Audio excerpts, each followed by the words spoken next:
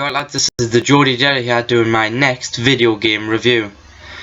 For the next game I've chosen Star Wars The Force Unleashed 2, mainly because A, it's a decent game, and B, I've already done the first one. So,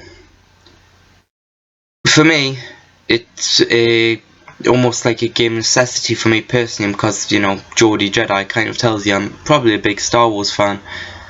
So, you know, if you're interested in Star Wars, this is an important part of the story.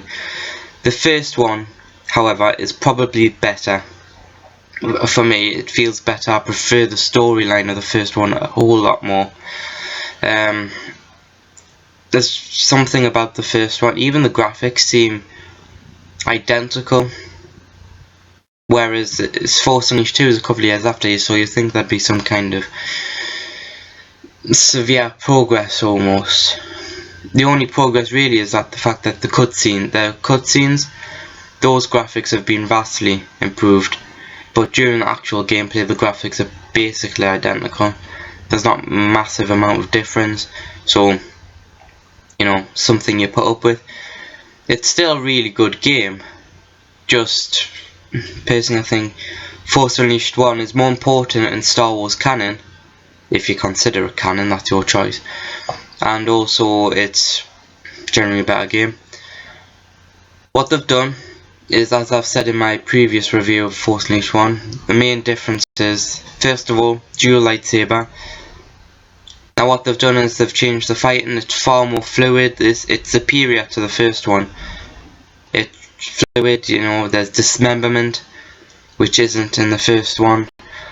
Just dismemberment for fun. There's also force repulse, which what it'll do is it, instead of just sending them away, you know, blowing them away, what it'll do is, if it's powerful enough and the enemy's weak enough, it'll disintegrate them. Now apparently this force power has actually been exaggerated, because if you consider the books more canon, which I personally don't, disintegration was deemed the more PG choice. Because in the books what happened is that they were literally pulverized. You know, there was blood everywhere because it literally blew them apart. This is in the books. Personally, I consider the game a bit more canon than the books, but you know, that's kind of your choice. The worst thing they've probably done is, well, among the worst things they've done, they've changed the force grip.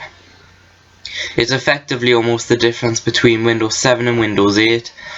They've made force grip more user friendly, which is a problem for those of us who were perfectly happy with the original force grip.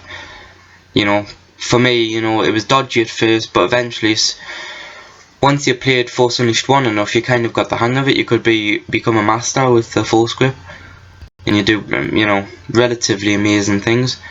Now what they've done is they've made it far more user friendly. You know, you pick up more than one thing at a time, and it's good for new gamers, for beginners if they haven't played the first one at all, or if they genuinely just could not get the hang of the first force grip.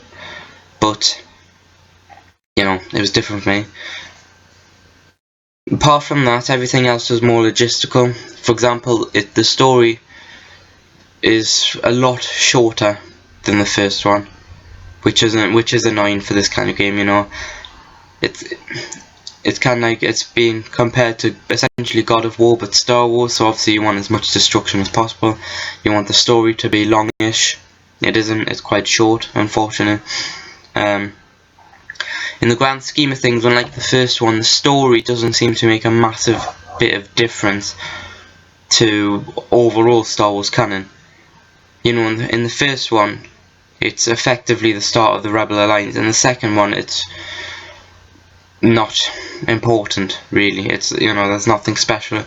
It doesn't really affect A New Hope, whereas in reality, without the first game, there would be no original trilogy. If it was sort of in Star Wars canon. Overall, personally, probably gave the game an 8 out of 10.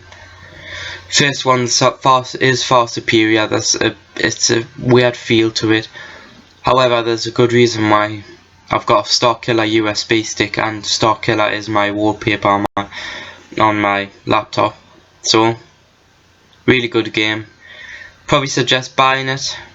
Personally, probably for PlayStation 3. Myself, I think it's the superior console for this game itself, you know, because it's not really online. You know, socializing isn't really the important thing on this. But choice is yours.